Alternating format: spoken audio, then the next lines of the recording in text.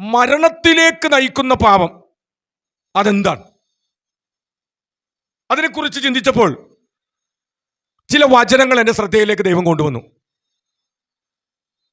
അപ്പോൾ ആ വചനങ്ങൾ നമ്മൾ ചിന്തിക്കുമ്പോൾ നമുക്ക് മനസ്സിലാവും എന്താണ് മരണത്തിനായുള്ള പാപം എന്ന് നമുക്ക് മനസ്സിലാക്കാൻ പറ്റും. നമുക്ക് നമ്മുടെ ശ്രദ്ധയെ ആ തിരുവചനങ്ങളിലേക്ക് നമുക്കൊന്ന് കൊണ്ടുവരാം. ആദ്യം അപ്പോസ്തല പ്രവൃത്തികൾ 5-ാം അധ്യായം 1 മുതൽ 11 വരെയുള്ള വാക്യങ്ങൾ ആദ്യം നമുക്ക് വായിക്കാം. ഈ വാക്ക് കേട്ടിട്ട് അനന്യാസ് പ്രാണനെ വിട്ടു. ഇത് കേട്ടവർക്ക് എല്ലാവർക്കും ഭയമായി. നമുക്ക് ഈ സംഭവം അറിയാം. പലവട്ടം നമ്മൾ പ്രസംഗ മധ്യേ ഈ അനന്യാസും സഫീരയും എന്ന് പറയുന്ന പ്രസിദ്ധരായ ഭാര്യ ഭർത്താക്കന്മാർ നമ്മുടെ പ്രസംഗത്തിൽ വന്നിട്ടുണ്ട്. അവരോട് അപ്പോസ്തലന്മാർ ആരും പറഞ്ഞില്ല, അവരോടല്ല ആരോടും നിങ്ങളുടെ വീടും സ്ഥലമൊക്കെ വിറ്റ് സുവിശേഷ വേലയുടെ വ്യാപ്തിക്ക് വേണ്ടി സഭയിൽ ഞങ്ങളുടെ പാദപീഠത്തിൽ കൊണ്ടുവന്ന് വെക്കൂ എന്ന് ഒരു അപ്പോസ്തലന്മാരും അവരെ പ്രസംഗിച്ചിട്ടില്ല, പഠിപ്പിച്ചിട്ടില്ല. പക്ഷേ ആദിമ സഭയിലുള്ളവർ അതിന് സ്വയം സന്നദ്ധരായി.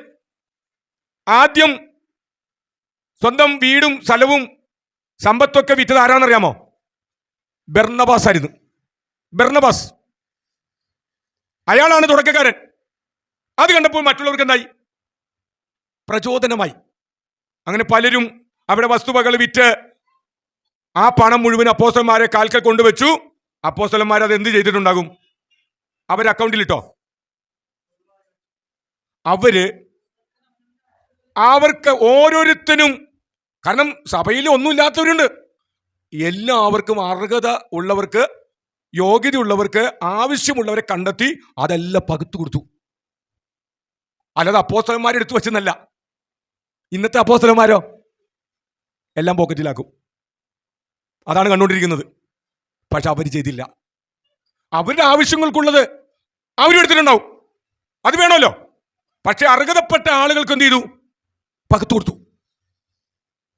സത്യസന്ധരായ ദൈവദാസന്മാർ, പ്രിയപ്പെട്ടവരെ, ദൈവസന്നിധിയിൽ മനുഷ്യരുടെ മുമ്പിൽ നമ്മൾ ആരായിരിക്കും അറിയാമോ? സത്യസന്ധരായിരിക്കണം. നമ്മൾ നല്ല മനസ്സാക്ഷിയുള്ളവരായിരിക്കണം. അപ്പോസ്തലന്മാർ അങ്ങനെയാണ് ചെയ്തത്. എന്നാൽ അനന്യാസും സഫീരയും അവരുടെ സ്ഥലം വിറ്റു.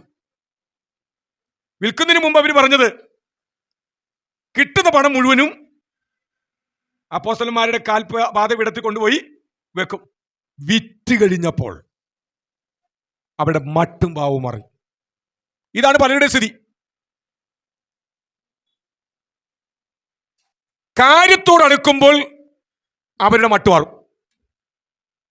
നമ്മൾ സഭാപ്രസംഗത്തിൽ ഒരു വാക്യമുണ്ടല്ലോ, നമ്മൾ ദൈവസന്നിധിയിൽ ഇന്നത് ചെയ്യും, ഇന്നത് ഞാൻ സഭയ്ക്ക് വേണ്ടി സുവിശേഷ വേലയ്ക്ക് വേണ്ടി ചെയ്യുമെന്ന് നമ്മൾ നേർച്ച നേർന്നാൽ ആ നേർച്ച നേരുന്നത് നമ്മൾ നിവർത്തിച്ചിരിക്കണം. നിവർത്തിച്ചില്ലെങ്കിൽ എവിടെയെങ്കിലും വെച്ച് ദൈവം നമ്മളെ പിടിക്കും. നിശ്ചയമായി 100% ഉറപ്പാണ്, ദൈവം പിടിച്ചിരിക്കും. അതുകൊണ്ട് ദൈവസന്നിധിയിൽ ഒരു കാര്യം നേരുന്നതിന് മുമ്പ് ചെയ്യേണ്ടത് ഒരുപാട് തവണ ആലോചിക്കണം. ഈ നേരുന്നത്, ഈ തീരുമാനമെടുക്കുന്നത്, ഈ സമർപ്പിച്ച് പ്രാർത്ഥിക്കുന്നത്, ഈ തീരുമാനമെടുക്കുന്നത് എനിക്ക് ചെയ്യാൻ പറ്റുമോ? ചിന്തിക്കണം. ചിന്തിക്കുമ്പോൾ, പ്രാർത്ഥിക്കുമ്പോൾ ദൈവത്തിന്റെ ആത്മാവ് പറഞ്ഞു തരും, മോനെ മോളെ, വേണ്ടാത്ത പരിപാടിക്ക് പോവണ്ട, ആവശ്യമില്ലാത്ത തീരുമാനങ്ങളൊന്നും എടുക്കാൻ പോവണ്ട, ഉള്ള കഞ്ഞിയും കുടിച്ച് അങ്ങ് പോയാൽ മതി. ചിലർ ദൈവാത്മാവ് പറയുന്നത് കേൾക്കില്ല, ഭയങ്കര തീരുമാനം സഭയിൽ വന്നെടുക്കും, പറയും. ഒടുവിൽ എന്ത് സംഭവിക്കും? ദൈവത്തിന്റെ ന്യായവതിയിലേക്ക് പോകേണ്ടി വരും. ഇവിടെ അനന്യാസ് സഫീറയ്ക്ക് അതാ സംഭവിച്ചത്. അവർ ഭയങ്കര തീരുമാനങ്ങൾ എടുത്ത് സഭയിൽ സാക്ഷി പറഞ്ഞിട്ടുണ്ടാവും. ഞങ്ങൾക്കൊരു ഒരു മുതലുണ്ട്, അത് വിറ്റ് കിട്ടുന്ന പണം മുഴുവനും ഇവിടെ കൊണ്ടു തരും. എല്ലാവരും കാലേലി പറഞ്ഞു. വിറ്റ് കഴിഞ്ഞപ്പോൾ രണ്ടുപേരും ഒത്ത് ആ പണത്തിന്റെ ഒരു അംശം അവർ മാറ്റിവെച്ചു. എന്നിട്ട് ഒരുമിച്ചായിരുന്നു സഭയിൽ പോയിക്കൊണ്ടിരുന്നത്. അവർ ഒത്ത് എന്നത്, ആദ്യം ഭർത്താവ് പോയി, രണ്ടാമത് പുറകെ ഭാര്യയും പോയി. പത്രോസ് വെളിപ്പാടുള്ള മനുഷ്യനായിരുന്നു. സഭയിലേക്ക് കാലെടുത്ത് വെച്ചപ്പോൾ തന്നെ പത്രോസ് ഒരു ചോദ്യം, ഇത്രയ്ക്കോ നിലം വിറ്റത്? ഒറ്റ ചോദ്യം, ഇത്രയ്ക്കോ നിലം വിറ്റത്? അനന്യാസ് പറഞ്ഞാൽ മതി, ഇത്രയ്ക്കല്ല പാസ്റ്ററെ, ഇത്രയ്ക്കല്ല. 10 ലക്ഷത്തിന് വിറ്റ് 5 ലക്ഷം ഞങ്ങളുടെ ആവശ്യത്തിന് വേണ്ടി മാറ്റി വെച്ചിട്ടുണ്ട്, ഇത്രയ്ക്കല്ല, ബാക്കി കൊണ്ടുവന്നിട്ടുണ്ട്. പ്രശ്നം തീർന്ന്. പക്ഷെ അവര് വ്യാജം കാണിച്ചു,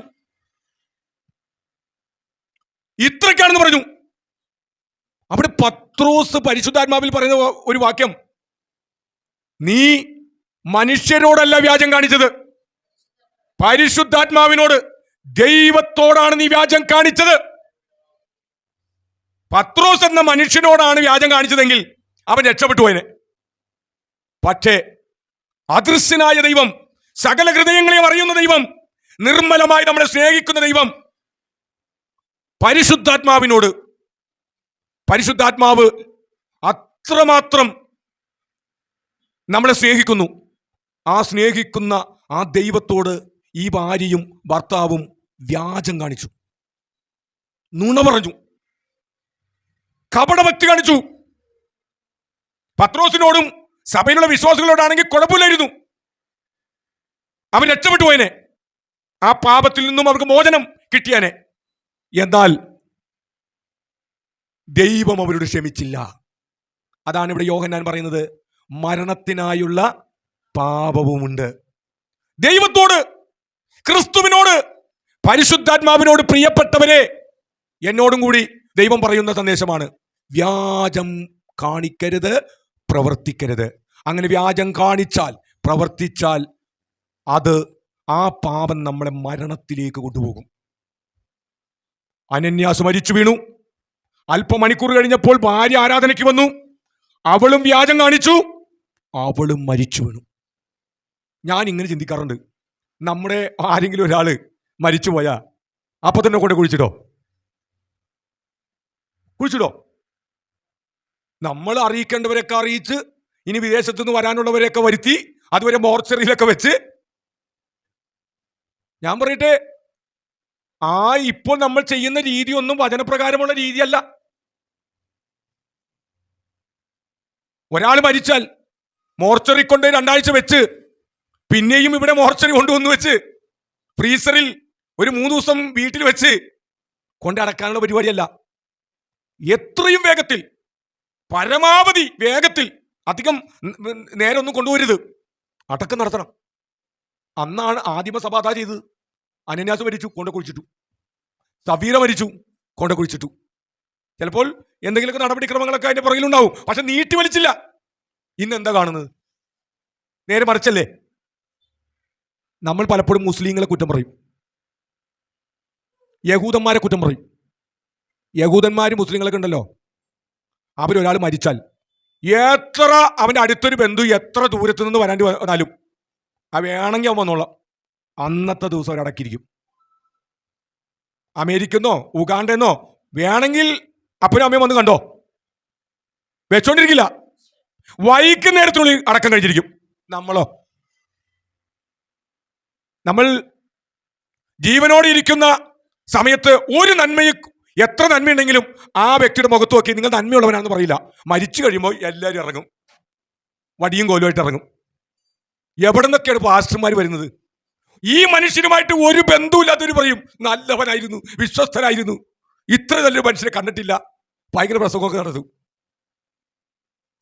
പ്രിയപ്പെട്ടവരെ, മരണത്തിനായുള്ള പാപം അതാണെന്തെന്ന്, പരിശുദ്ധാത്മാവിനോട് വ്യാജം കാണിച്ചാൽ മരണത്തിലേക്ക് പോകുന്ന അവസ്ഥ ഉണ്ടാകും എന്ന് വചനം പഠിക്കുമ്പോൾ നമുക്ക് കാണാൻ പറ്റും.